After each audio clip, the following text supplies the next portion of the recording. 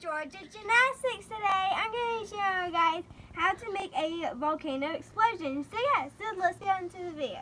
The first thing that you'll be needing is some baking soda, vinegar, something for it to explode in, something to measure it out, and something to stir with it if you want.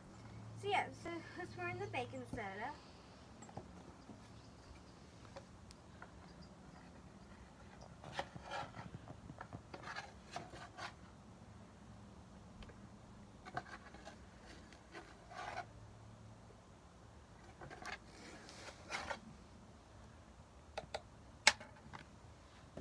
Now the vinegar. I'm going to move so it won't explode.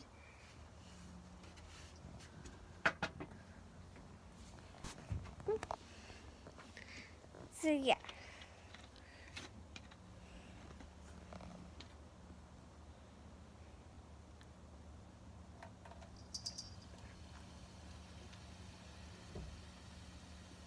So I'm going to add in some more baking soda.